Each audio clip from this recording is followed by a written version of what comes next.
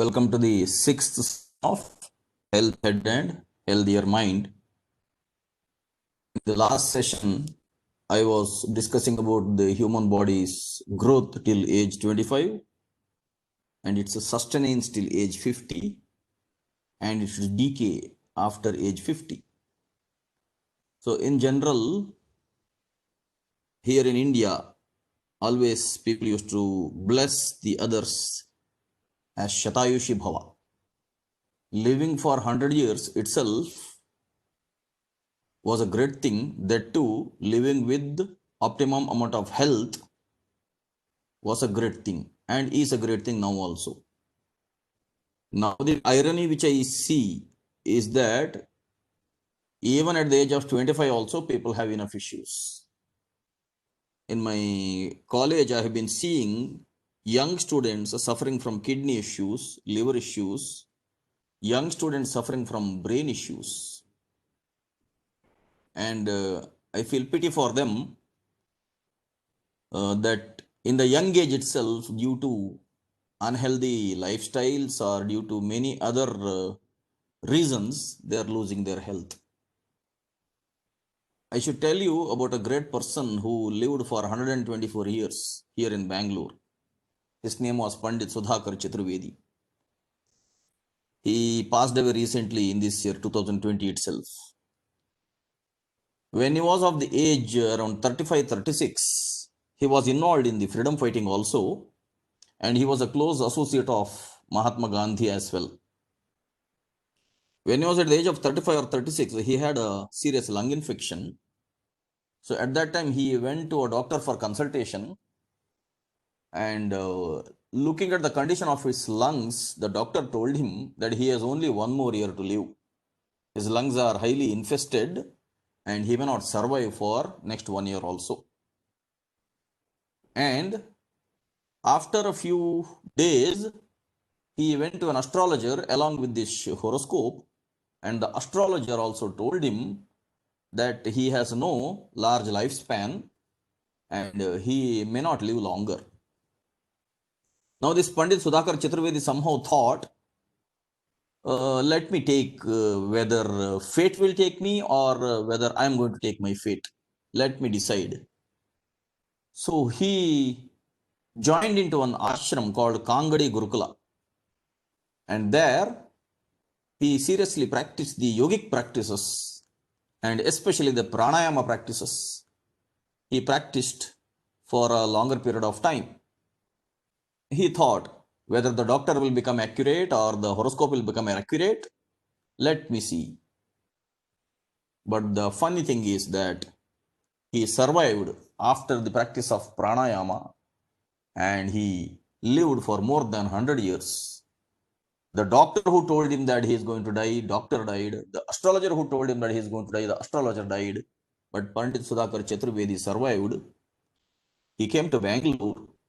He founded the branch of Arya Samaja in Bangalore, and he took a very active participation in establishing a Kannada magazine called Veda Taranga, and his associates did a very great thing of translating the Dayananda Saraswati's Rigveda Bhashya into Kannada, and then gradually they had the Kannada versions for other Yajurveda, Samaveda and Atharvaveda as well.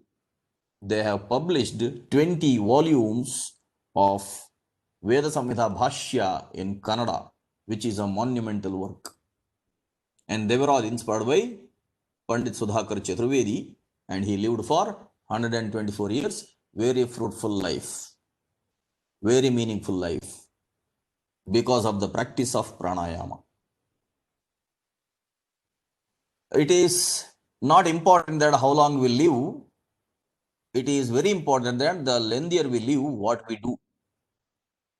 Adi Shankara did so many great works in his lifespan. He lived only for 32 years. He did a work as if he lived for 320 years.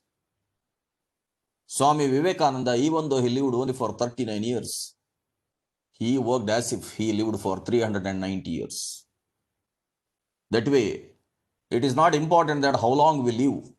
But it is important that in that lifespan, how healthy we are and what all we do in this lengthy lifespan. That way, I should say that Pandit Sudhakar Chaturvedi, all his 124 years of life, he did a great service. But the people who do such great services, they don't come into limelight because they don't work for their fame. They neither work for name nor they work for fame. They are the real karma yogis. So, whomever I have seen that way, I have been in contact with many such great people that way. Some of you might not have heard of these names at all. You might not have heard about Satchidananda Saraswati of Holnarsipura Adhyatma Prakasha Karyalaya. You would not have heard about him also. He worked as a schoolmaster. Even when he was a schoolmaster, he used to devote his life into the study of Samskrita and the study of Advaita Vedanta. And after retirement, he took up sannyasa. Even after he became sannyasi, he had established an ashram as well as a printing press. He called it as a Adhyatma Prakasha Karyalaya. He did not call it as a ashram. And at Hole Narsipura, he started a very small organization where he started publishing books in Kannada on Advaita Vedanta, and he translated Adi Shankara's all the bhashyas into Kannada. He additionally wrote many great books in Kannada, as well as in Sanskrita, as well as in English. And he releases two magazines called Adhyatma Prakasha and Shankar Bhaskara. Now this Karyalaya has got a branch in Bangalore also, and this work of publishing the magazines and the books is even now going on. I'm just mentioning these great names because they lived lengthier life, healthy life, and they did great jobs in their lengthier life also. Now the question is, if you have already gone through the art and science of eating sessions, and if you have already made the lifestyle changes in your food, now you have to gradually have the same lifestyle pattern in your mental mindset as well. That is the purpose of this particular session. Now, Ayurveda had recognized centuries before that as long as we live, we should remain physically healthy and mentally healthy. Both are totally interrelated. If the brain is working fine, then the body will be working fine. So, how to energize the body, how to energize the brain as well, for which in Ayurveda they formulated some great rasayanas. So, through the rasayanas, it is possible to prevent the decay which is happening after the age 50. You may observe one fact that the way in which human beings suffer, the same way other birds and animals do not suffer. The aging effect which happens on the human beings, the same aging effect does not happen to the other animals and birds so drastically. Which means, after the onset of old age, human beings will have all types of physical as well as psychological issues.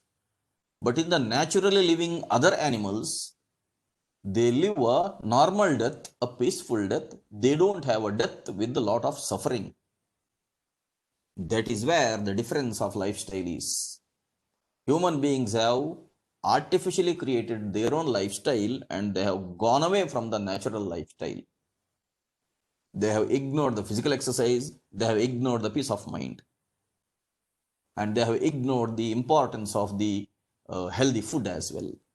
Because of all these reasons, human beings are suffering the most compared to all other animals and birds. In spite of all the medical inventions, in spite of all the medicines that are available, in spite of all the treatments that are available, in spite of all the modern technologies are available, still people are sick. The reason is they will have to go back to natural lifestyle as much as possible. So centuries before, the rishis of Ayurveda understood that human beings have developed their own artificial lifestyle. Now they may be lacking some nutrients or they may be lacking some medicinal items also in their regular life. Their food may not be containing all those nutrients which are basically required for the body. especially in South India, they keep on consuming rice. In North India, they keep on consuming wheat. In some parts of South India, they keep on consuming ragi. They ignore the other nutritional parts which are available in nature. God abundantly produced diverse food items in nature, all types of fruits and vegetables for the consumption of apes and human beings. But human beings went into a habit of cooking food at home and storing the food grains at home, and they specifically started consuming carbohydrate rich food only. Or at times in the Western society, they went into a mad race of consuming only protein rich food only, and that way only to build the muscles. In this way, they have ignored the other micronutrient part, and that is why they suffered. But this was understood long ago by the Ayurvedic rishis, and they formulated some few rasayanas so that the micronutrients or the medicinal items which are available in nature, let them be supplied on a regular basis into the human body also, so that if there is any nutritional deficiency in the food which we are taking, that can be substituted by the consumption of rasayana. That way, rasayana chikitsa is one part of vajikarana chikitsa in the Ayurveda. Even Ayurveda has got Ashtanga. It has got 8 branches. Out of that 8 branches, one chikitsa or therapy is Jara chikitsa, means to have a therapy for the old age.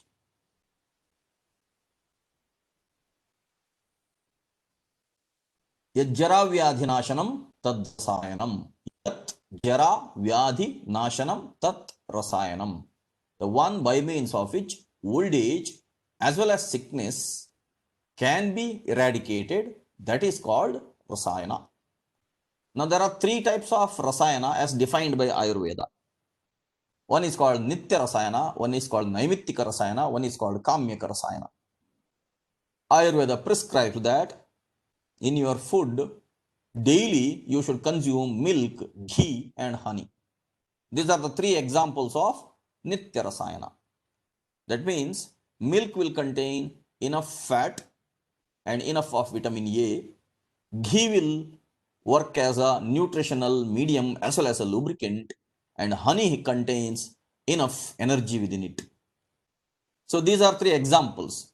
Nitya rasayana means in your food you should use these 3 items regularly. Now some of you may say that milk is obtained out of cows, ghee is also obtained out of cows, and honey is obtained out of the labor of the honeybees. Is it right to consume milk, ghee and honey? Regarding milk and ghee, I had already answered earlier. Now regarding honey, let me tell, honeybees, they store their food from the flowers. They take away this nectar and they store their food for the future, thinking that in future, if there is a starvation, they use that particular nectar or honey. That is how God made them. Now, if at all we keep on thinking that, is it just or is it right to consume honey that way? I should ask you a question. In so many ways, our life is dependent on many other creatures. In our lifestyle, we have so many such items. If at all you discard all those items, then you'll have to live on only fruits and vegetables. If that is possible, then that is the best option. There are examples of people who are living only on fruits and vegetables and they are healthy also. That is the best option. But habitually, we have not lived that life till now. And if at all you start living only using fruits and vegetables, you will have to have a supply of such fruits and vegetables, organically grown fruits and vegetables regularly. And you should be ready to face all types of mockery or ridiculed behavior from your friends, relatives, neighbors, from everybody. If you are ready for that, you can definitely go for a completely healthy lifestyle of consuming only fruits and vegetables. In such a case, you need not consume milk also, ghee also, honey also. But you should be beware of the nutritional deficiencies in future. The diverse varieties of fruits and vegetables you should be consuming that way. There are people who are living in the West in that particular lifestyle only. They are called vegans. They simply live directly on the naturally available food. They are not dependent on other food such as honey or milk or ghee. But Ayurveda says you need not be so much of a philosophical thinker. If you don't harm others, let us say if you don't harm the other beings, let us say there are farmers who have a honey growing agriculture. They grow honeycomb without harming even a single honeybee. The honeys can be utilized. Honey can be utilized by the human beings. Just to give you one more example, cow and human being are interdependent. Dog and human being are interdependent. Cat and human being are interdependent. Let us say in the rural areas, they have dogs at home, cats at home, cows at home. Now the dog will have a shelter, dog will have a food. Dog will take care of the strangers who are coming to the house. That way dog is working like a guard, which means there's a mutual benefit for the dog also, for the human beings also. Now a cat is having a residence at home. Now cat is given a shelter. Now cat is staying inside, it is eradicating the houses of rats and cockroaches. Now you cannot say that I will live with the rats and cockroaches. You cannot say that way. If you have a choice to live with the cockroaches and rats, and if you say that I don't want to have a cat at home, then you will have to make a habit of living along with the nuisance that is created by rats and cockroaches also. There are some parasitic creatures. Along with the parasitic creatures, you will not be able to sustain. If on your head, if inside the hair, if there are lice, you will not say that you are ahimsavadi and you will bear the pain of all the lies. If at all in the bed, if you have bed bugs, you will not say that I am an ahimsavadi, I will not kill even a single bed bug also. Can you live that way? That is when a logic is required. That is where Ayurveda says you need not be so much of a philosophical bent. So consuming honey is like a nitya rasayana. Now if you can take care of the cow, and in turn if the cow's products are benefiting you, worship that cow as your mother, because you grew up drinking your mother's milk. Now you sustain drinking the other mother. It is a second mother now. That is how Indians treated the cows. Similarly, honey, if the honeybees are not harmed, without harming them, if the honey can be utilized, honey is a very good energy giving food item, as well as honey is one of the anupana for many of the Ayurvedic medicines. That way Ayurveda says milk, ghee and honey are nitya rasayana. Now coming to naimittika rasayana. Naimittika means curative. Whenever such a situation arises, at that time these can be taken. They work as medicine. Milk, ghee and honey are like food, whereas naimittika rasayana are aushadha. They work like medicine. For example, Chyavanprasha, it works like a medicine. I have already shown you the picture of Chyavanprasha's ingredients, 64 ingredients.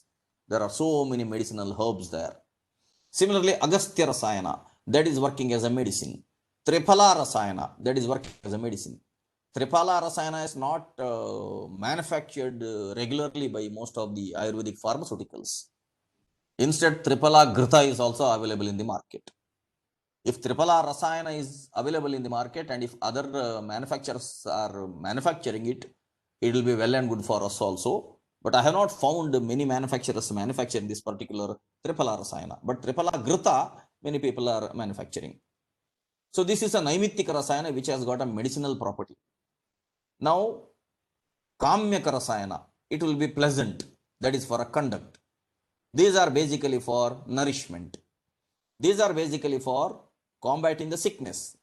Naimittika rasayanas are basically for combating the sickness. Whereas Nitya rasayanas are basically part of the food. Whereas Kamyaka rasayana are basically for keeping yourself pleasant. That means if the brain works fine, then the body works fine. That way, Brahma rasayana, Amalaki Rasayana, and Lashuna Rasayana, they are categorized under Kamyaka Rasayana. In the next slide, I am going to show you a list of Rasayanas. All those Rasayanas you can have at home, and one by one you can consume. Let us say you buy one particular product. Let us say you buy two particular products. Anyway, let me go to next slide and let me discuss that. See, these are the Rasayanas. Agastya Rasayana, Amalaki Rasayana, Ashwagandha Rasayana, Brahma Rasayana, Brahmi Rasayana, Drakshadi Rasayana, Jiraka Rasayana, Pushmanda Rasayana, Lashuna Rasayana, Narasimha Rasayana, Shatavari Rasayana, Triphala Rasayana. There are these many Rasayana items. There is no need of any doctor's prescription for you to start consuming these Rasayanas because they are all part of either Naimittika Rasayana or Kamyaka Rasayana. They are quite healthy and they are having nutritional content as well along with the medicinal content. The procedure is you should have this Rasayana after dinner along with either milk or it is called as Anupana or adjuvant. Milk in general is Anupana for all these Rasayanas. 1 teaspoon of Rasayana with half cup of warm milk. You first put the 1 teaspoon of Rasayana into the mouth, chew it, then swallow it, then afterwards drink half cup of warm milk. This is called Anupana. Now, Vata people can use sesame oil as an Anupana instead of milk. Pitta people can use ghee as an Anupana instead of milk. And Kapha people can use warm water instead of milk. If at all people don't want to have a milk afterwards, after dinner, you can choose either sesame oil or ghee or warm water depending upon your body's constitution. Otherwise, I have been telling you to use milk only in general, which is quite safe. Now, Agastya Rasayana is strengthening the respiratory system. Amalaki Rasayana is rejuvenating the body and improves the vision. Ashwagandha Rasayana increases the strength and cures stress because it basically energizes the nervous system.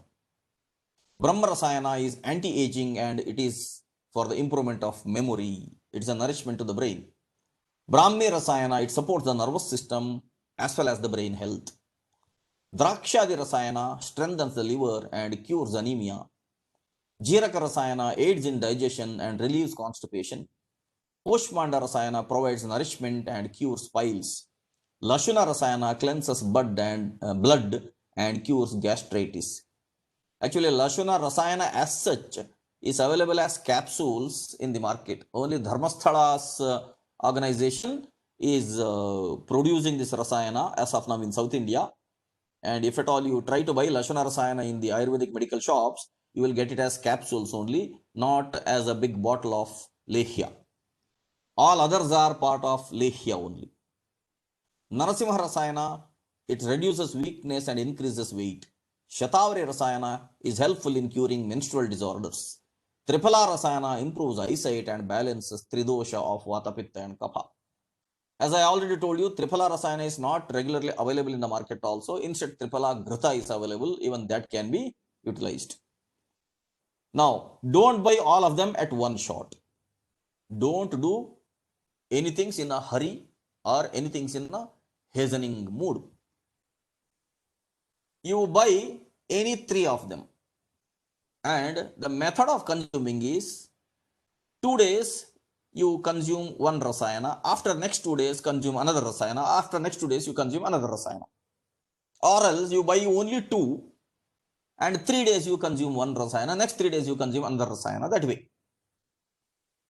That way, either you can buy any 2 or you can buy any 3. If at all you have any specific health issues which are mentioned here, then you can buy those specific Rasayanas. My method is, I don't have any specific health issues. In general, I keep buying 3 or 4 or 5 or 6. Whenever I go to Ayurvedic medical shops, I will buy just 5 or 6 such bottles and I keep it at home. And me and my wife keep on consuming these Rasayanas regularly. So within a month, when 1 or 2 bottles get over, we shift over to the next 1 or 2 bottles. That means, let us say I am starting with Agastya Rasayana and Brahmi Rasayana. If that is over, then I will move on to Amalaki Rasayana and Ashwagandha Rasayana. That way. It is not necessary that you will have to keep on changing these things every now and then. As I told you, if you have any specific health issues, you can buy those specific Rasayanas. Otherwise, just like you are having a variety of food, you can have a variety of Rasayana also. And there is abundant choice for you. Can you suggest for bone health? For bone health, there is no Rasayana. For bone health, you have to keep on consuming milk. I have told you about the Nitya Rasayana. Milk is Nitya Rasayana. Milk contains enough calcium. For bone, it is the calcium which is the raw material. So you have to keep consuming milk only. That itself is a Rasayana there. Okay, let me go on to the next slide. Rasayana. It is Rasa plus Agni plus Srotas. Means whenever they formulate a Rasayana, they take care of these three things. In fact, none of these Rasayanas are invented by the modern people. They were all mentioned in all the Ayurvedic textbooks millenniums before, not even centuries before, millenniums before. That means centuries before or millenniums before, they have done enough research on the formulation of Rasayana itself by means of their own intuitive abilities, by means of their own God-given wisdom. So all these Rasayanas, they are not invented by any of the modern Ayurvedic doctors. Actually, the modern Ayurvedic doctors study Charaka Samhita, Sushruta Samhita, Ashtanga Hridaya, Bhava Prakasha, Madhava Nidana. That way, there are many beautiful and voluminous textbooks available for Ayurveda, all in Sanskrita. So they study these books and they gradually understand the human system. Otherwise, all these Rasayanas are already mentioned millenniums before in the classical textbooks. I should tell you one more thing. People of Bengaluru, you should visit Mekedatu at least once. Those who have not visited Mekedatu, you should visit, sorry, not Mekedatu, forgive me, Melukote. You should visit Melukote at least once. When you go to Melukote, go to the place where the old palm script books are preserved in a museum. They are doing a great job there. Some selected palm leaf books, they are converting them into the regular printed form. And they have preserved so many valuable palm leaf books there at Melukote, on top of the hill. You can go there and you can wonder and you can bow in front of a particular palm leaf script, which is Valmiki Ramayanam. That is also kept there in a showcase. All 24,000 shlokas of Ramayanam, Valmiki Ramayanam, is present there. So it is a proud that such palm leaf scripts are preserved and maintained even now. Okay. So coming back, Rasayana is Rasa plus Agni plus Srotas. Rasa is nutrition, Agni is digestion, Srotas is circulation. Which means the consumption of any Rasayana is going to help you in all these three. It is going to aid your digestion. It is going to help in the blood circulation because it is going to remove the fat content from your blood. It is going to keep the heart healthy and it is going to keep your stomach healthy and it will have enough nutrition so that your muscles and the inner nervous system will have adequate supply of nutrition. To become strong, if at all you are very, very weak, very thin, I was really very thin in my young age. Physically, I was not really having enough weight also at that time. Until I finished my degree and until my marriage also, I was really very thin. After my marriage, my wife generously started cooking all types of food and she is now also she is taking care of me very well. That is how I gradually gained up a little bit of weight. Otherwise, I was very thin in my young age. Everybody used to make a fun of me saying, whatever you eat, where it goes, they used to laugh at me. I used to simply say that even I don't know, it may be going to the ocean. I was simply telling that way. But I was very thin and weak at that time. So now, if any of you are very thin or very weak, if at all you have to develop strength in the physical body, you can consume any one of these following which I am going to show you. It is after dinner, followed by either warm water for the upper two pictures which I am going to show you, or with the warm milk. I am going to show you those pictures now. Triphala Rasayana and Lashuna Rasayana. For becoming stronger, you can consume this Triphala Rasayana or Lashuna Rasayana, but whenever you consume them, you have to consume warm water. Don't supply it with milk, because Triphala and Lashuna, they are not so friendly with milk. Whereas if you are consuming this Kushmanda Rasayana, Mahadrakshadi Rasayana, Narasimha Rasayana, you can consume half a cup of warm milk. So for the upper two, the Anupana is warm water. For the lower three, the Anupana is warm milk. The lower three are sweet in nature. The upper two are not sweet in nature. Triphala as such is not sweet in nature. It is astringent. Lashuna or garlic as such is not sweet in nature. That is also astringent and pungent. That is why milk is not Anupana with these two. But Triphala is going to help you in your digestion and the blood purification. Similarly, Lashuna is also going to help you. So my suggestion would be that either have these two, or have these two, or have these two, or have these two, which means Triphala Rasayana with any of the lower three, or Lashuna Rasayana with any of the lower three. That way you can have a combination. Out of the upper two Rasayanas, pick any one. Out of the lower three Rasayanas, pick any one and keep consuming day after day. One day Triphala Rasayana, one day Kushmanda Rasayana, that way. Once that is over, complete bottle is over, next you shift over to another Rasayana available. That way you have enough chances or enough choices for the whole year itself, or for the whole next 2 years also. In my previous slide, I have shown you the number of Rasayanas that are available. You will have enough choices for the next 2 years as well. So this way the Rasayanas are going to help you in overcoming the lacuna if it is there in the micronutrients. If at all the food is lacking with the nutrients, that is going to be substituted by the Rasayana therapy. Look at this picture. Ashwagandha. It is adaptogen, antioxidant, rejuvenative, aphrodisiac. Bala, antioxidant, and it promotes strength and vigor. Pippali, respiratory system rejuvenation, bioenhancer, and digestive. Gokshura, kidney rejuvenation, improve strength and stamina. Amla, anti-aging, immunobooster, antioxidant. Amla itself is amalaki.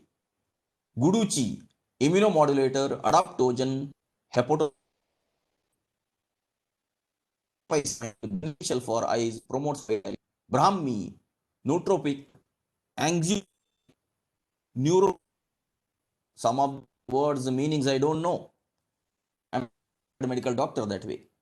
But somebody has made this beautiful picture, and here, this is the picture of Chyawanprash at the center. This contains all these items, and I have already told you about these. I keep on showing you these things again and again, so that only when I repeat things, then only people follow that. Otherwise, in general, people will forget all of my good advices also. Be focused, be healthy, be useful. As long as you live, be useful to yourself, be useful to your family, be useful to society. And be focused, be healthy. I am coming to the end of my first set of slides. I'm going to start the next set of slides now. So, I have learned a lot from Sri Kapardi Siddhalinga Shiva Yogi of Yogavana Hills, and from the articles of Dr. Girdhar Khanje of Prashanti Ayurvedic Center, who has become very famous now in Bengaluru, and Dr. Janardhan V. Hebbar of easyayurveda.com. So, it is my duty to acknowledge whatever I learned from them. I have learned from many other sources. Actually, I don't remember from which all sources I have learned. From so many books, from so many people, I have learned in the last 20-25 years. I did not learn all these things just in the last 1 year or 2 years. From last 20-25 years, I have been learning only about all these things. So many times I don't know, through many contacts, I have learned many of those things. From many books also, I have learned many of those things. All those things are in my memory. But those sources, I cannot acknowledge it that way. I am mainly acknowledging only these three people. With this, my first set of slides is over. I will move on to the second set of slides. We will discuss more about brain and more about memory now. Memory is a divine resource. In general, people think that memory is in the brain. But memory is not specifically in the brain, because brain itself is a collection of billions of neurons. Brain is basically a mass of flesh. And that flesh again contains an intricate network, and that network contains again billions of neurons. Each neuron is again a memory element. So you cannot say that just brain is memory. For example, you may have a hard disk in your computers, or you may have a pen drive, you may have a DVD. You may say that a DVD contains memory, or pen drive contains memory, or a hard disk contains memory. But strictly speaking, whether it's a DVD or a hard disk, there's a track there. In the track, there are bumps and troughs and logic 1 and logic 0 are stored as a troughs and bumps that way. Even in the pen drive, there is a memory chip. Inside the memory chip, there are millions of capacitive elements, nanometer sized transistors, and they are storing a charge. When they are storing a charge, it is logic 1. When the charge is discharged, it is logic 0. So you may think that your pen drive is containing 1 GB data, or 2 GB data, or 4 GB data. Ultimately, it's a collection of so many charged switches. Same way, inside the brain, it is the intricate network of so many neurons. That is one part of it. Another part of it is, even a seed has a memory. A mango seed has its own memory. A jackfruit seed has its own memory. Every seed, even a coconut has its own memory. Even a groundnut has its own memory. Even a peanut has its own memory. Which means, when the seed germinates, gradually a tree comes out or a plant comes out. The complete tree's memory or complete plant's memory is already compressed in the seed. So you cannot say that only brain is having a memory. Memory is part of nature. I will not go into the philosophical details now. I am focusing my discussion right now only on the human memory. Regarding the other part of memory, I will be discussing in my next presentation called Secrets of Spirituality. You will have to wait until then. We can classify memory basically into three types, namely physical memory, astral memory, and causal memory. Physical memory is the memory which is there in the brain. Astral memory is the memory which is there in nature. Causal memory is the memory which is there with God. Even God has got his own memory. Through his memory only, he has evolved so many beings. He has memorized whatever he has created, and along with the advantages and disadvantages of the previous memory, he has created the new living beings. So God has his own memory, nature has its own memory, and we have our own memory. That way, don't think that memory is just your brain. Don't think that way. Memory has multiple dimensions. That is why I have given the title as memory. It is a divine resource. Memory does not belong to you. Actually, you are part of a particular memory.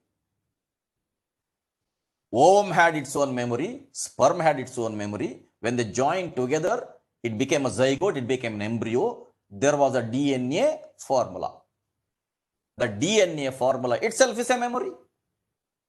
Now, in your mother's embryo, in your mother's uterus, when you were an embryo, that embryo gradually grew into a human being. That means the embryo contained the memory of developing 2 legs, 2 hands, head, heart, lungs, liver, everything. Now, how can you say that memory is only in the brain? That way, memory is multidimensional. Memory is part of the divinity. It is the human beings who are corrupting their memory by means of all types of other unhealthy habits. They are not using their memory properly because they think that memory belongs to them. Sorry, memory does not belong to you. You belong to a memory because memory is multidimensional. That is why the memory is a divine resource.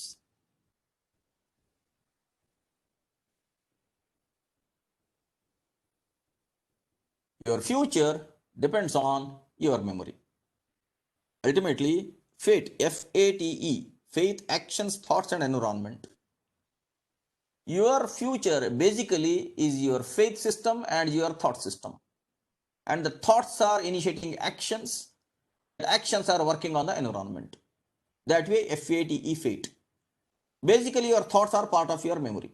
So ultimately, your future depends only on your memory. Whatever you store in your brain, that way you are going to live. Other day, somebody asked me a question, how can we be positive in this negative atmosphere?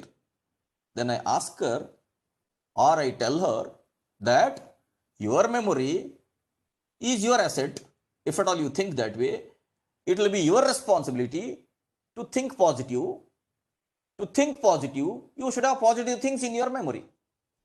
Whatever you store in your memory, that way only you are going to live. So ultimately, who is going to store memory? You yourself.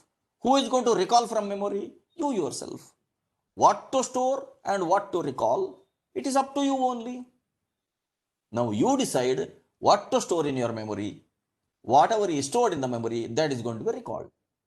For example, if you have a DVD player at home, you decide which DVD to play. If you have a computer at home, you decide what to store in the hard disk. If you have a pen drive with you, you decide what are you going to store in the pen drive as well, right? Now, people take a lot of decisions about storing in all these external memory devices. Now, why don't they take care what to store in their own brain? Why don't they? When they own responsibility for whatever they want to store in a pen drive or a hard disk or a DVD, if they can decide all that, why can't they decide on what they have to store in their brain or not? The 5 sense organs are the inputs. The 5 motor organs are the outputs. Now the brain is going to store whatever are the sense organs are going to supply it. But there is something called intellect. Through your own intellect, you are going to decide what to remember, what not to remember. Now whatever you remember, based on that, you are only going to create your future. I gave an example of Pandit Sudhakar Chaturvedi in the beginning of this session itself. When doctor told him that he is going to pass away, when astrologer told him that he is going to pass away, he stayed for 124 years. He made a decision to stay. He made a decision to take care of himself. And he practiced whatever he decided. He put his thoughts into action. That means in his memory, he stored those positive things. And through those implementation of those positive things only, he lived very healthily. I had gone to a function in Rashtriya Vidyalaya near Southern Circle where this Veda Samhitas, Bhashyas, the Samputas, every year they used to release one Samputa and I had subscribed for it in the beginning. So for the releasing function, every time Pandit Sudhakar Chaturvedi used to come. And he used to come there, he used to sit there on the stage. He had already crossed 105 years age at that time. And not even 105, maybe 110. He had crossed already 110 years. And he used to come there, he used to sit there in the auditorium, he used to wait until the functions are over. At the end, he used to speak into the mic. He did not have teeth on his inside his mouth because he was so aged, all the teeth had fallen down. But he did not use artificial teeth also.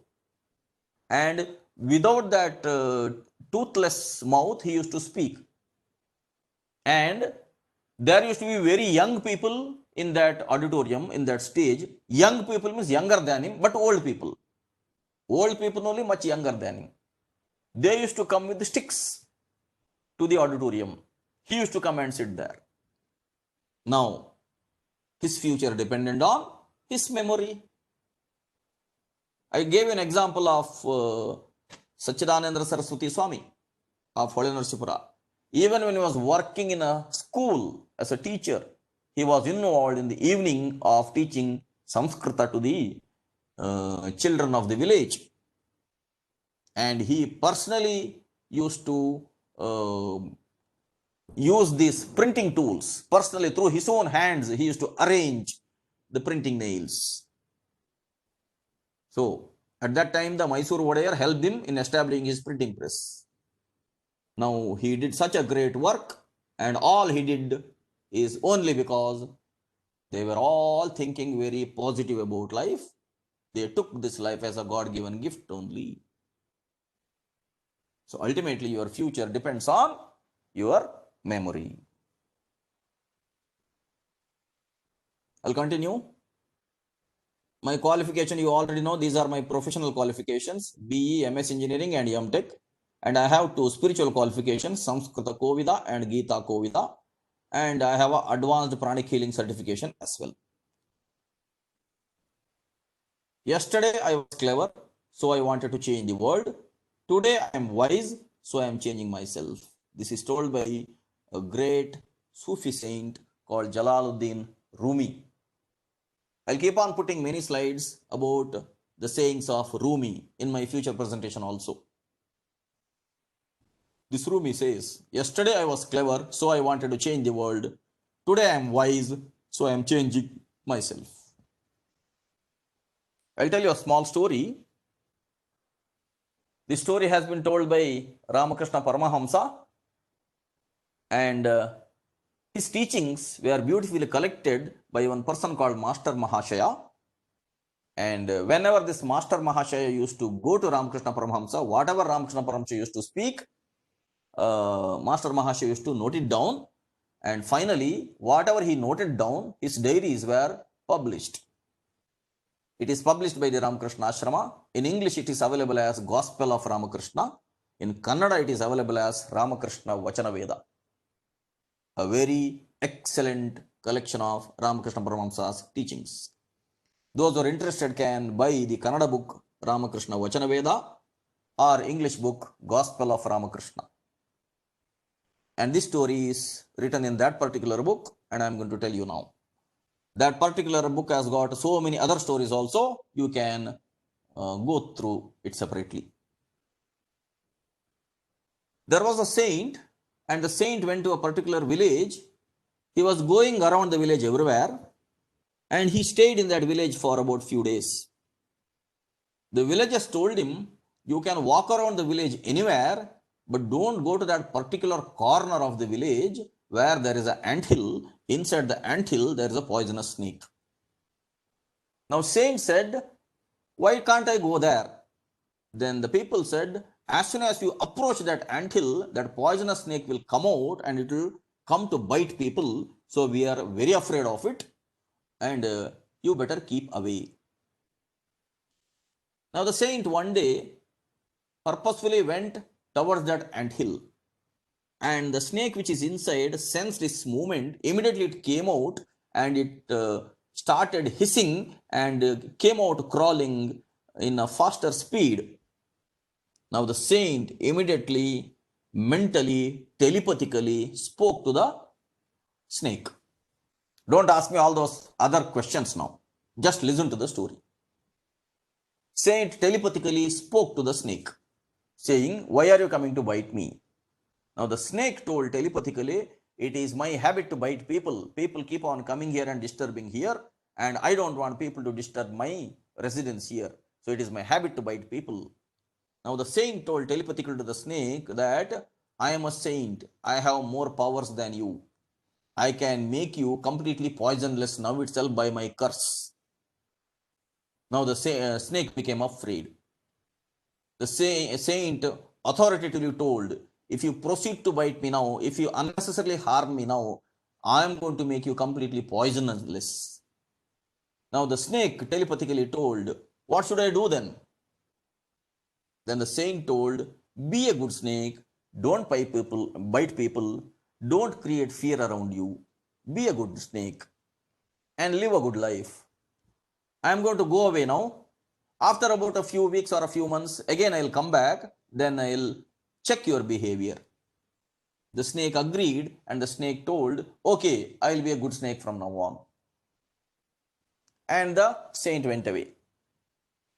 After about a few months, the saint came back to the same village. He remembered that the snake is there.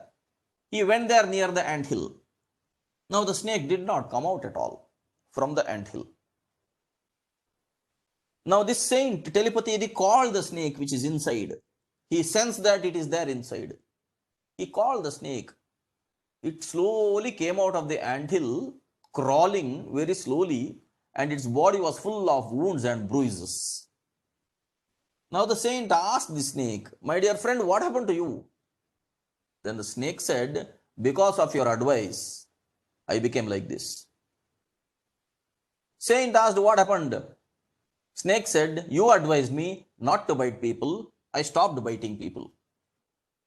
Gradually, people came to know that I am not coming to hiss at them, or I am not coming to bite them. So gradually, whenever I come out at the daytime, people used to pelt stones at me. People used to beat me with stick. Because you had told me not to bite people, I changed myself. Now I am like this. So during daytime, I cannot come out at all, because whenever people see me, they beat me. So at night time I come out, I hardly get any food. That's why I have become weak and I am unable to heal myself. All because of your advice. Now the saint said, my dear friend, I told you not to bite, but I did not tell you not to hiss. Snake said, what? Then again saint said, I told you not to bite. I told you to remain a good snake, but I did not tell you not to hiss. You have to keep hissing. Then the snake asked, both are one and the same thing, right? Saint said, no, they are not one and the same thing. You should keep on hissing at people so that people will not trouble you. People should be afraid of you. But you should not bite people so that you are causing death to them. In our life, many times, some of us boast that we have a lot of friends, we have a lot of relatives, we have a lot of contacts. Just organize yourself. Honestly ask yourself, out of lots of friends, lots of relatives, lots of contacts, how many relations are parasitic relations? How many relations are healthy relations? How many relations are selfish relations? Just make an audit of your own relations. Ask yourself, how many truly close friends you have? How many truly concerned relatives you have? How many truly concerning contacts do you have? Just ask yourself. You will have only handful. You will have only handful. You can count them in your fingers. Just make an audit of yourself. I am not telling you a negative thing. I am telling you a positive thing only. Having too many friends does not mean that all of them are your friends. That way in Facebook, people have 5,000 friends. Do you think they are all your friends? No, not that way. This story, even Chanakya says in his Chanakya Niti, he says one shloka, at the end of the shloka, he says, Ghatatopo Bhayankaraha. He says that even if the snake does not have a poison, it should keep hissing. We should keep isolating ourselves from the people who are like parasitic relationships. Means, many times, the lowly minded people, the people who are at the lower level of the Gaussian distribution, which means the people who are not really up to the standard. They have not yet mentally evolved up. We cannot say that all are equal in this way. If there are billions of people on this earth, we cannot say that they are all mentally of the same status. The people who climb up are less in number. Adi Shankara directly says in philosophical works that it is lonely at the top. But Adi Shankara says that he is not upset because he is lonely at the top. He says a very good analogy. If at all I climb a hill, below the hill there are villagers who are doing a lot of their agricultural work. If I climb the hill and if I ask them to come up along with me, and if I stay at the top of the hill, some villagers may mock at me and they may ridicule at me. They may say that that useless fellow, without working below, has gone above and is sitting there alone. But those people will not understand that when I climb at the top, the breeze which I am experiencing, the pleasant feeling which I am experiencing, the bird's eye view which I am seeing, the scenery which I am enjoying, the sunlight and the air which I am enjoying, they are unable to enjoy. Now Adi Shankara says, I should not feel upset on them. I should only feel pity on them because they are not putting their efforts to climb to the top. Adi Shankara says, out of that much of proportion, even if some people make an effort to come even halfway, I will be happy. I will be really very happy if at least a small percentage reach to the top. But Shankara again says, it is lonely at the top. People keep on putting a lot of other efforts for their own mundane lifestyle, for their own petty selfishnesses. Most of the time, they will develop contacts only for their selfishness. I just want to tell you one example of mine, one experience of mine. When I was studying engineering from Tumkur to Udupi, I used to travel once in a while. I studied my BE in SIT Tumkur. So Tumkur to Shomogga, from Shomogga through a minibus, I used to go to my native place. My native place was nearer to Udupi, a small village called Peraduru. One day when I was coming back from Peraduru, from Shomogga, when I was coming back to Bengaluru, Tumkur, sorry. So at Shomogga, at that time, there never used to be these deluxe buses or AC deluxe buses or reservation, nothing, no online, nothing. We have to keep on waiting in the bus stop. As soon as the bus comes, we have to throw a towel. And after throwing a towel, we have to somehow crawl inside. We have to jump inside the bus in spite of the heavy rush.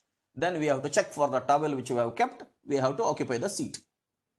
That was the style. Even now also in many rural areas, the same style may be there. So as soon as the KSRTC bus came, there was heavy rush. I put one kerchief into the bus, and then somehow all people rushed inside. I also went there. But wherever I had put the kerchief, already one man was sitting there. And he had put my kerchief toward this side. I had put the kerchief at the window side. He had simply put the kerchief this side, and he had sat that side. I went there and I told him that is my kerchief. That fellow told, no reservation. He started scolding me and told, there is no reservation. I have left this seat for you. You sit here. Okay, I sat there. I did not quarrel because he was a middle-aged man. Why to have an unnecessary rift? Otherwise also, I was very innocent at that time, very naive. I never used to quarrel with people also at that time. I used to be afraid of people that way. So I simply sit this side. So from Shomogga, all the way the bus started. When the bus crossed Bhadravati, he casually started chatting with me. He asked me, where are you going? I casually told, I am going to Tumkur. He said he is going to Arsikere. I did not ask him where he is going. He simply said he is going to Arsikere. And gradually he asked, what are you doing in Tumkur? I said, I am studying engineering in SIT Tumkur. Then he started opening up more conversation with me. Oh, you're studying engineering? He started opening conversation with me. And somewhere in the middle, the bus stopped. He started casually calling me, come, let us have tea. Let us have some tea and snacks. I told, you go, I'll come. I went to the toilet. I purposefully avoided him. Because the person, when I put the kerchief, he put it purposefully inside. He started quarreling. Now suddenly, because he came to know that I am studying engineering, he wanted to establish a contact with me. That too on the journey. He will get down anyhow at Arsikere. I am going to go all the way to Tumkur. So purposefully I avoided him. And he again came back. I also came back and I sat in the bus. He casually asked me, "Yen tea barla illa? You did not come to tea at all." Then I casually told him, I don't drink tea at all. Simply. and I kept quiet. He sensed that I am not interested in talking to him anymore. When Arsikere came, he got down. When Tumkur came, I got down. I understood that a stranger who quarreled with me in the beginning, now why he suddenly wanted to establish contact with me just because I'm studying engineering. This is in general the psychology of the people. In general, they establish contacts only when they have some selfish motives. If they get any benefits out of the person, they'll make any type of friendship. I told you my experience with one stranger. I had many other bitter experiences with my own relatives and friends as well. One of my very close friends had cheated me heavily financially also. I'm not going to tell all those things to you. You will be upset because you are not here to listen to my biography, right? But I told you this example just to remind that most of our contacts or relations are parasitic. In such case, this story is adding a value that we need not be biting snakes, but we have to be hissing snakes. Even in my teaching profession in the college, when we handle 60 plus, 70 plus students in the class, many times we will have to keep on hissing at them. We may not be biting any student, but if we don't remain hissing at them, many of the students will not allow us to conduct our lecture class also. Some portion of the students, they do not come to college for the sake of learning. They come to college only for the sake of degree. They pay money to the college. They expect that the college should automatically give them degree. That is how they come. But we don't work that way. We tell them that we work for our salary, you work for your degree. Sometimes some very rich students, they don't want to hear such advices from us also. So at times we have to be hissing snakes. I have some of my students in this session also, they know what I mean. They have been my students also in the college. That is where, come back to the saying, yesterday I was clever, so I wanted to change the world. Today I am wise, so I am changing myself. Told by the great mystic Sufi saint called Jalaluddin Rumi. There is no point in trying to change the world, because world is what? World is basically human beings. How can I change the world of these many human beings? Each human is different. One Subhashita says, Pinde pinde matir bhinnaha, kunde kunde navampayaha, jatav jatav navacharaha, navavani mukhe mukhe. Pinde pinde matir bhinnaha. Each body has a different intellect. Head to head, intelligence is different. Kunde kunde navampayaha. Each pond to pond, the taste of the water differs. The taste of water in Bengaluru will be different. The taste of water in Tumkuru will be different. The taste of water in Chitradurga will be different. The taste of water in Davangere will be different. Because the soil will contain different types of minerals. Jatav jatav navacharaha. In each caste, the customs are different. The same Ganesha festival, Brahmins separate in a different style. Lingats celebrate in a different style. Gaudas celebrate in a different style. Each caste celebrates this festival in their own way, in their own custom. Nava Vani Mukhe Mukhe. In each mouth, the speech is different. The speaking style is different. The voice frequency itself is different. In the whole earth, you cannot find a person who will be having a voice like you, because each body is different. The construction of the vocal cord itself is different with each body. You cannot find a person who is singing like Lata Mangeshkar. Maybe mimicry artists will train themselves to sing that way, but their natural voice is different from Lata Mangeshkar also. You cannot find a person who sings like S.P. Balasubramaniam. So, pinde pinde matir bhinnaha, kunde kunde navampayaha, jatav jatav navacharaha, navavani mukhe mukhe.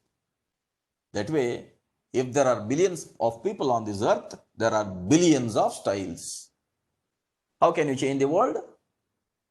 You cannot change the world. So clever people try to change the world. Wise people try to change themselves. Now I have around 30-40 audiences here. Do you think I am going to change you in any way? No, no, no. I cannot change you in any way. It is up to you to change yourself, because I changed myself. I cannot change you in any way. It is ultimately your decision. I told you the other day also, whether you want to attend my next session or not is up to you only. So how can I change you? Many people may instantaneously take a decision to stop this listening also, because they may think that he is getting into too personal realms. He should not get into our personal thing. But what is personal here? Memory is a divine resource. Your own mind, is it your own mind? Do an audit into your own mind. Your own thoughts, are they your own thoughts? Do an audit, perform an audit. You will come to know. So that way, I cannot change anybody else. I can only change myself. So clever people try to change the world. Wise people will try to change themselves.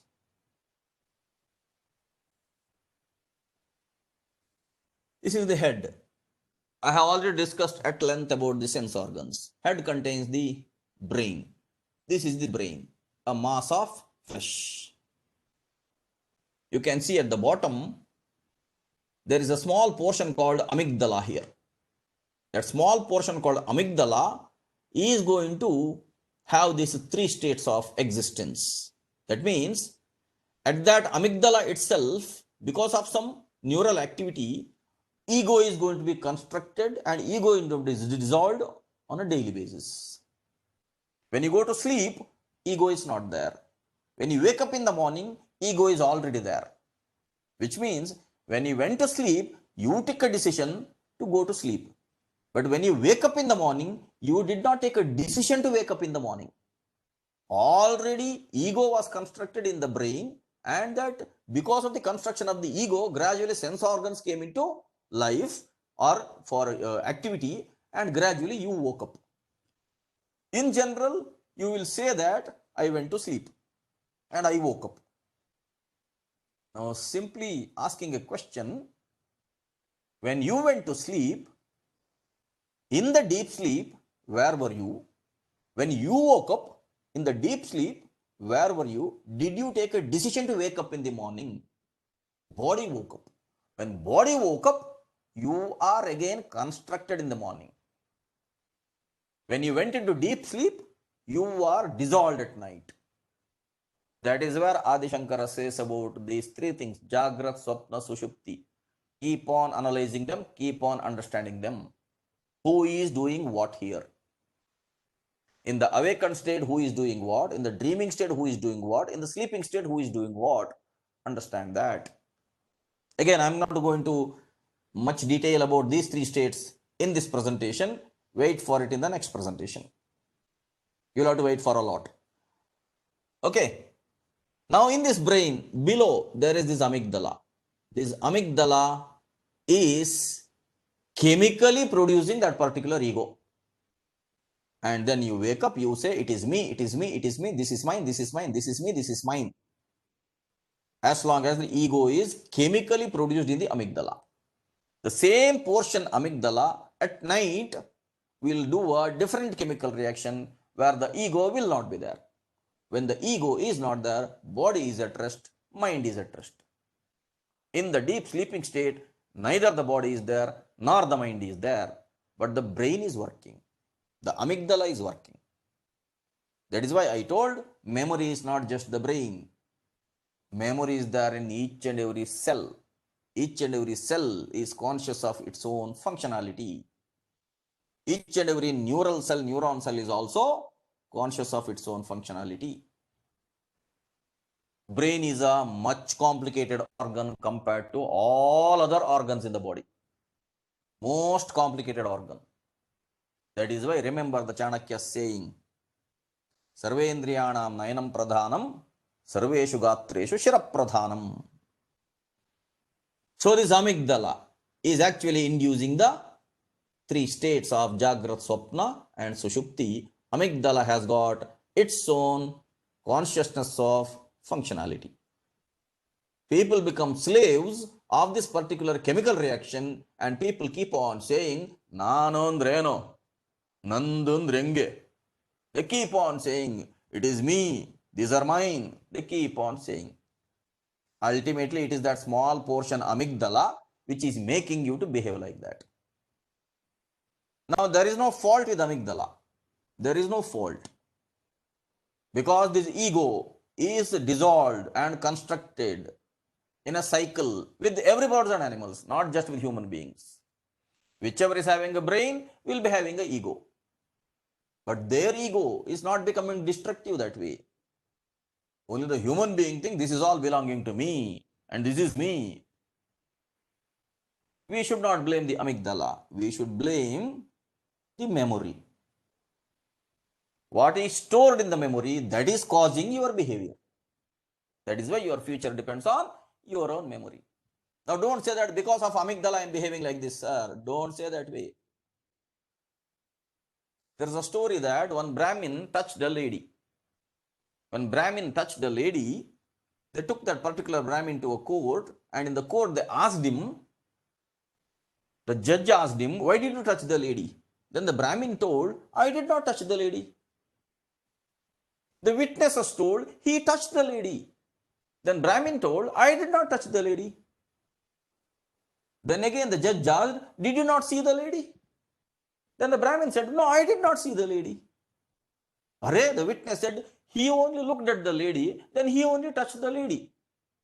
Now the Brahmin says, I did not touch the lady. Surya saw the lady, Indra touched the lady. Generally, for the sense organs and motor organs, they ascribe a particular deity. They attribute to a particular deity. For the eyes, they say it is Surya because through the sunlight, eyes are working. For the hand, they say it is Indra because Indra is the lord of Indriyas. Now, this Brahmin very cleverly told that Surya looked at the lady and Indra touched the lady. I did not do it. That means he is blaming only the other things. He is not blaming his own memory or his own desire inside. Now the judge gave a judgment that, okay, cut the Indra and pierce the Surya. Okay. Because you did not see, Surya saw, no. Surya is in your eyes, no. So let us pierce the Surya. Let us cut the Indra because your hand is used by the Indra, no. Then Brahmin confessed, sorry. Then Brahmin confessed. So this way, don't blame the amygdala, that amygdala is the root cause for all other things. It is you who decide what to store in the brain, and it is you who decide your own actions, your own thoughts. Your body contains 5 sensory organs: eyes, ears, nose, tongue, and skin. These are the input organs which provide the external information to the brain. Just like in a computer system, you have input ports and you have output ports. Here, these 5 are the input ports to the body. In general, people have not invented any new thing. Whatever God has already designed and manufactured, same thing they have copied in other ways. They have replicated their own system in many other ways. That way, technology or engineering, research, or any invention of new products or whatever, that is basically a replication of the human system itself or the life system itself. Body also contains a central processing unit. Body also contains a memory. Body also contains input organs, output organs, input ports, output ports. That itself they have replicated.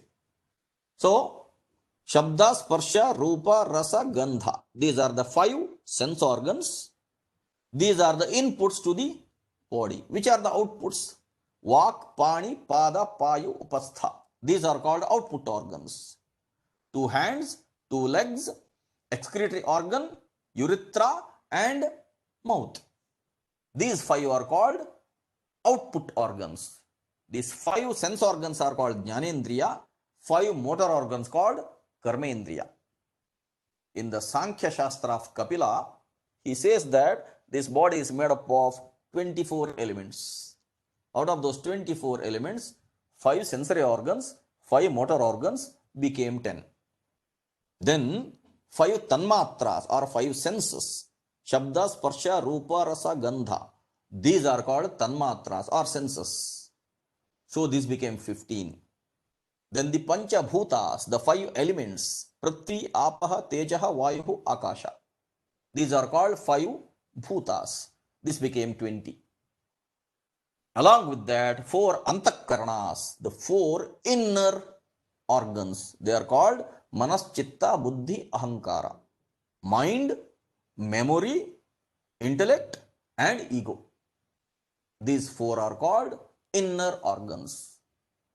That way, this human body is made up of totally 24 elements.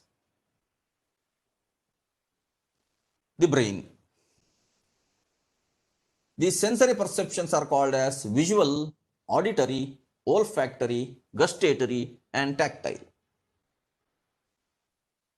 Is the brain meant to store all of the information that is received by it? Ask yourself. Is the brain meant to store all of the information that is received by it? For example, let us say you travel in a bus and you momentarily see the faces of the passengers. Do you remember all the faces when you get down from the bus? No. Let us say you are walking adjacent street. When you walk, you will see hundreds of people going on the street. You will momentarily see their faces. Do you remember all that you see in a day? No. So is the brain meant to store all of the information that is received by it? No. All that you hear, all that you see, you will not remember it. But it is going to the brain, right? You are actually seeing a person, or you may be listening to something. Do you remember all that? Is the question. Let us say now people are all free whole day, imagine, and they keep on listening to songs from morning till evening. Let us say morning till evening, you may listen about 50 songs. Imagine. At the end of the 50th song, are you going to remember all those songs which you listened? Whichever songs you listened one by one, 1 till 50, that sequence, or whichever songs you listened, do you remember? No.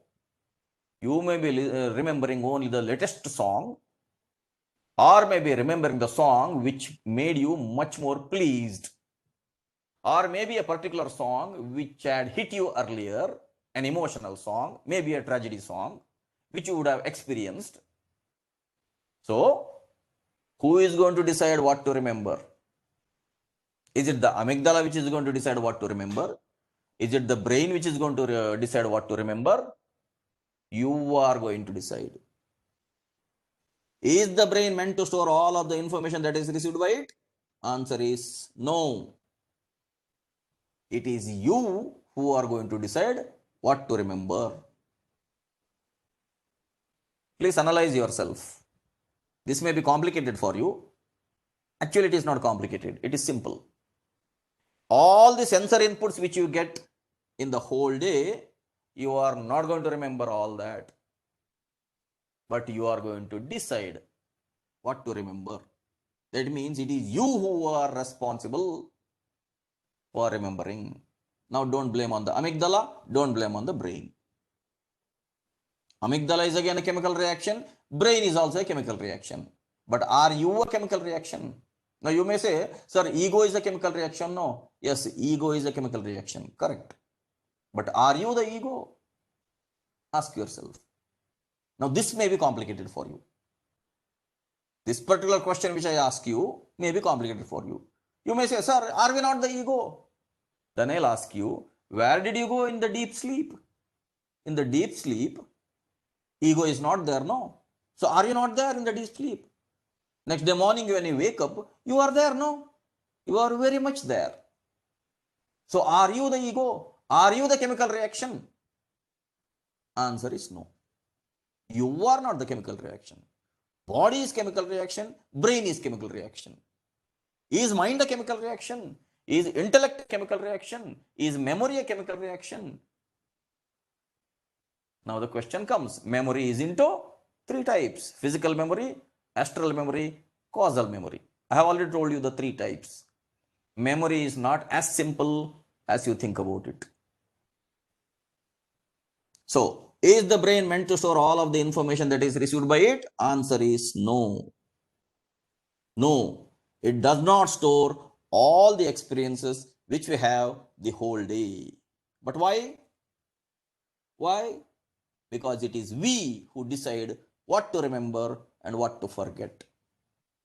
It is we who decide what to remember and what to forget. Whatever we decide to remember, we will remember. Whatever we decide to forget, we may not forget. I'll tell you later why. In this session only, I'm going to tell you why. Now, I remember the incident where from Shimoga all the way when I was coming to Tumkur, that person, I put the towel, he put the towel to the other side. I remember this incident even now.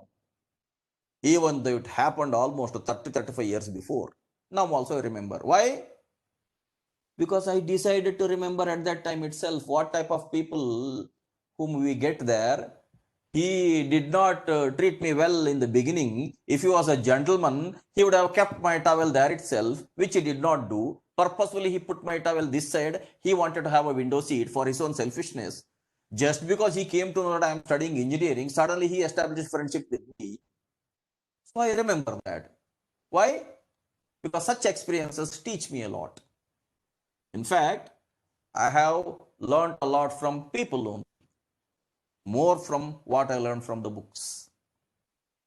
I have learned a lot from people only about how people can be committed also, how people will not be committed also. I have learned a lot from people only. Actually, when I started yoga classes, I have learned a lot better lessons than I learned from any other book. Because I have seen people who are very much committed, very much devoted, very much obedient. And I have seen more number of people who are just the reverse of all that. I have had very best friends in my life. Now also I have very best friends, but they are all handful. But all other people whom I had friends who had utilized my generosity in many other ways. Even when I was in school also, in college also, even in my profession also, I have been having many such people who just want to get some benefit out of me. They behave as if they are my best friends at that time. Once their job is done, they are nowhere. ಹೊಳೆ ದಾಟಿದ ಮೇಲೆ ಅಂಬಿಗನಿಂದ ಏನಾಗಬೇಕು in Kannada we say. After you cross the river, what do you want from the Ambiga, the boatman? Okay. But for coming back through the same river, you require the same boatman. That people forget. That is called opportunism. So this opportunistic attitude or opportunistic thinking I have seen in majority of the population, majority of the human population. So that way, this is my justification why I remember all those incidents. Because through those incidents, I learn a lot about how to be a hissing snake, how to isolate myself from the parasitic relationships so that I can have a very strong relationship with the less number of people. That is when we can do great works as such, or we can have a fruitful life as such. That has been my experience. So this way, it is we who decide what to remember and what to forget. You decide something to remember, you will definitely remember. But if you decide something to forget, you will never be able to forget it. Now remember this sentence. The reason will be clear to you afterwards.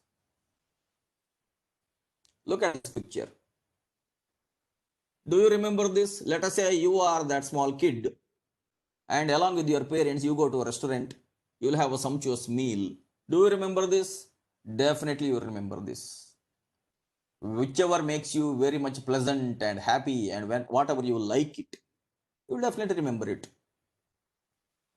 So you will remember this because you like this. Now look at this picture. Do you remember this? You will remember this more than the earlier one now. Here your mom may be beating you. Mom would have beaten you when you were a kid. You will remember. Even now, you will remember the pain. Pain would have gone on that day itself. If mom would have beaten you, that day itself the pain would have gone. Next day the pain would not be there. But the pain will be there as stored memory. Because you decide to remember that you have been hurt. Actually, you have not been hurt. it was your body which has been hurt. Next day morning, the body would not have been having that pain. But you decide to remember because you think that you have been beaten. So, you dislike this. Whichever you dislike, that also you remember, and you remember this for a larger percentage than whatever you liked. Other day, the person asked me, no, that how should we remain positive? Question yourself. If you have to remain positive, you should remember positive. We should not keep on remembering whatever we dislike and whatever causes us pain. You will always remember whatever you are liking, but you will be remembering more whatever you are disliking. If at all I ask you the questions about all your experiences, tragic experiences in your life till now, you would be having a count on them. You would be definitely telling. All that to me, you would be definitely telling. Now life will have positive experiences also, life will have negative experiences also. I just now told you the person who had caused me trouble during my journey. Okay. Now I'll tell you one more person who made a drastic change in my life. I have a very close friend called Gangadhar in Tumkur. When we were studying in BE, he belonged to civil branch and I belonged to electronics branch. In the first year, we were all together.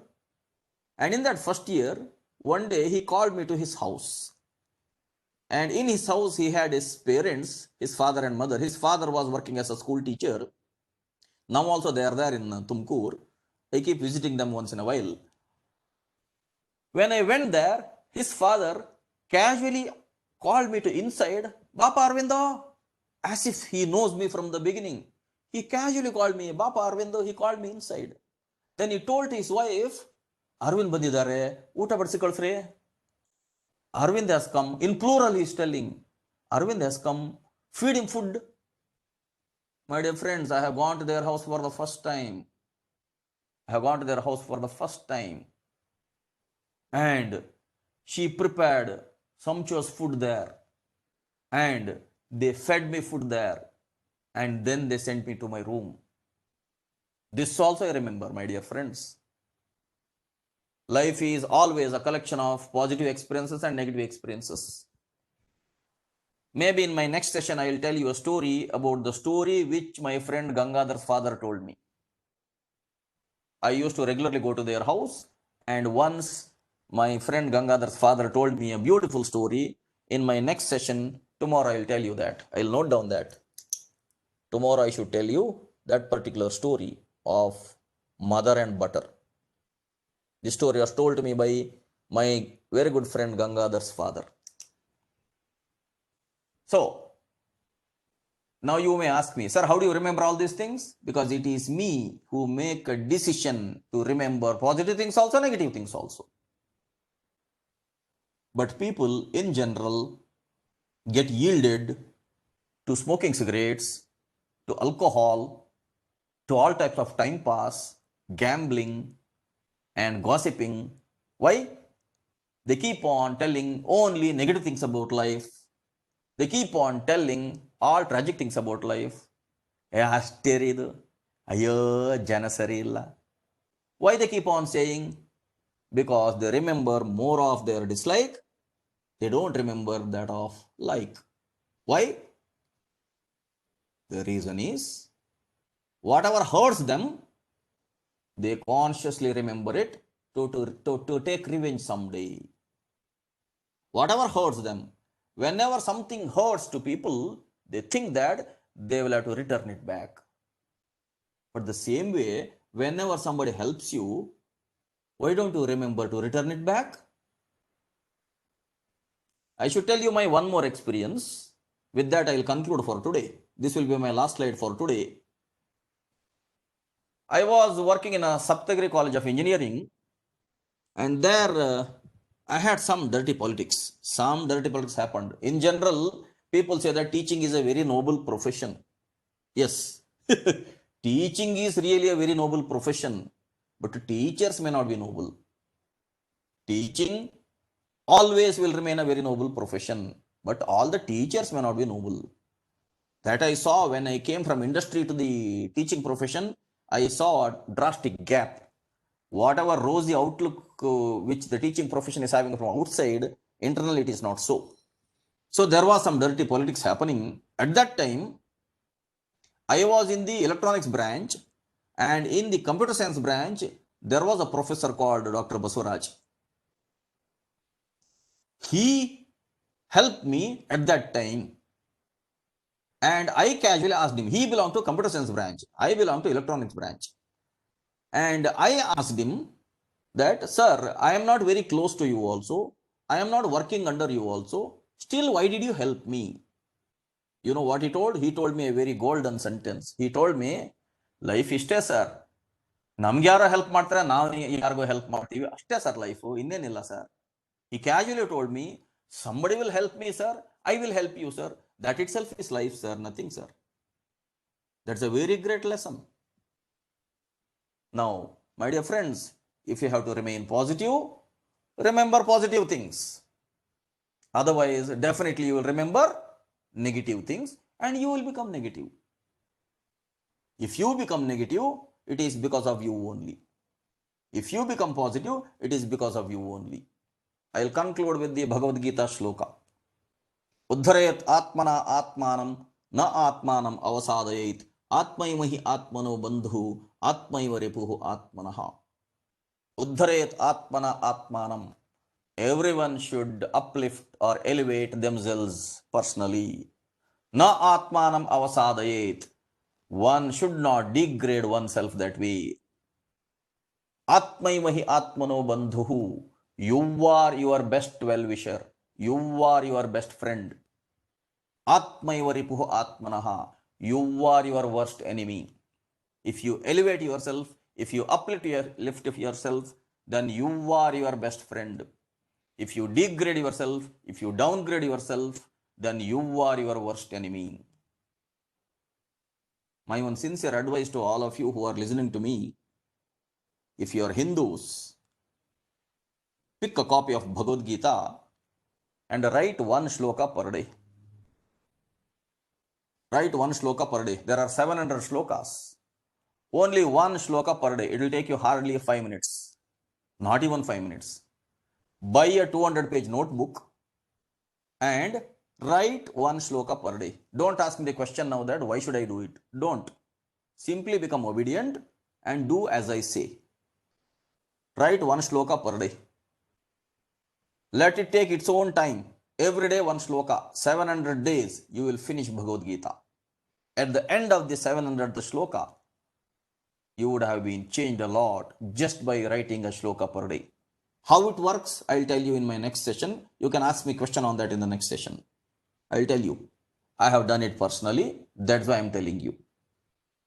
If at all you are listening to me, and if at all you appreciate that my teaching is having a value, that is because of this particular practice also. Why I told you only for Hindus?